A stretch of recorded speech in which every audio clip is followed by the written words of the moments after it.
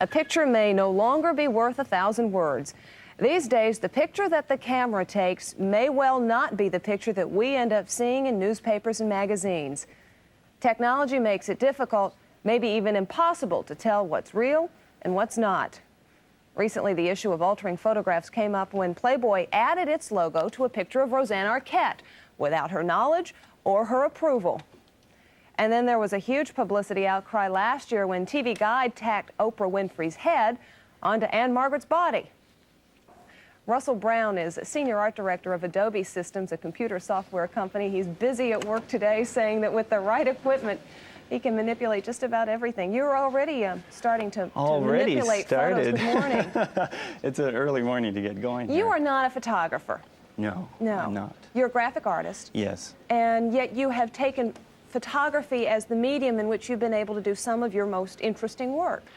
Oh, yeah, I see the computer is a wonderful tool for graphic artists, and I wouldn't live without it. It's just a must. Can you show us some of the things that can be done? Yes, we'll show you the most unethical situation. Okay. We'll take the shot of the Nancy and Ron, and I'm going to place myself into this photograph, and using this type of technology, you can easily get things to pop right in. And in this case, you're going to become the third member of the party. Yes. So let's just paste in. While you do this, this is something that you're doing for fun, and you can continue punching your buttons that you need to do while we watch the photo come up. Mm-hmm. One thing to do it for fun, another thing to change the photo itself, and there you are. And then I can pop yourself right in and hide these edges. Oh. Now, why would you want to do this? Why would you want to throw the... Zelig phenomenon. Yeah. While you're messing with the computer, let me go ahead and take a minute to introduce our other guests. Fred Ritchin is an author who has written a book entitled In Our Own Image. It is one in which Fred is over here.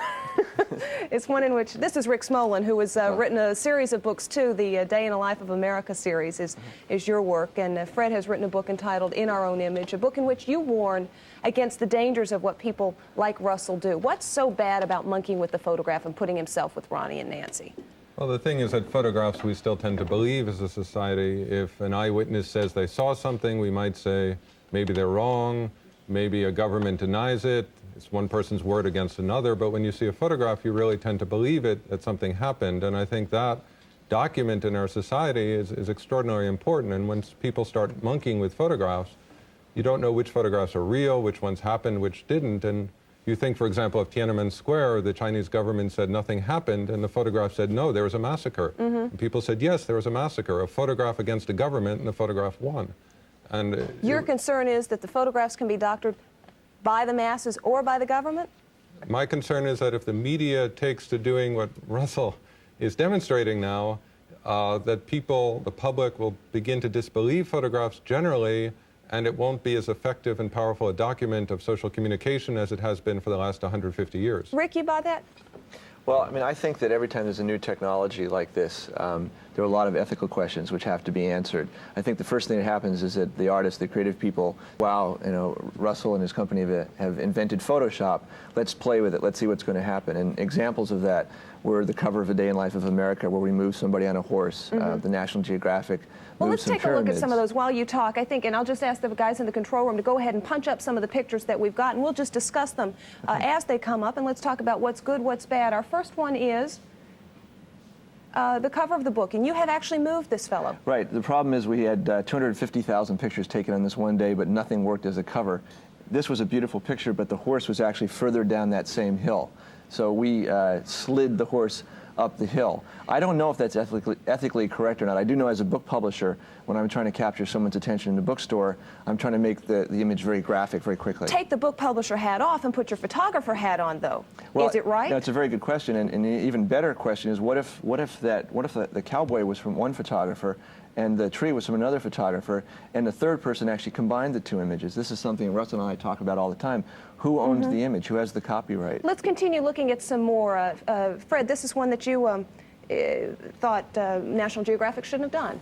Well, this was originally a horizontal photograph, and they also, like Rick, needed a vertical image for the cover. And what they did was they rotated the pyramids to get it on a vertical back in 1982, which caused a big outcry in the photographic circles. And the feeling was you can go back in time and move a photographer a few feet to one side, but the image comes out in a different way. The idea of a photograph is it's taken at a certain instant, and you're not supposed to be able to go back in time and move the photographer a few feet to one side. That's against what we think of photography as being. How do you respond to these kinds of arguments, Russell? As a graphic artist, I see this as a tool that I have, and I would never give it up. It's something I'm going to have and always use, but I'm going to be very ethical with it. Now, I would have thought that I could have gone back in the original picture of Nancy and Ron and realized that, of course, you, Russell, were not in the photo, but you can create a negative from this. Yes, based upon the skill of the artist using the program, they can give the illusion that the photograph is quite real and make a negative. It's a frightening possibility, and Yes. I think we want to talk more about it later. We're out of time I think you today. should tell your audience that you can do this for $800 now. It used to cost $1 million 2 years ago. So anybody can do With a it. Macintosh and Photoshop, that's all you need. We have met the enemy, and he may It's be here to us. stay. Okay. Russell Brown, Rick Smolin, and Fred Ritchin, thanks to all of you for being you. with us. Thank you. Thanks. We'll be back in just a moment talking with Jim Fowler in the zoo in a moment. And then coming up in our second hour this morning,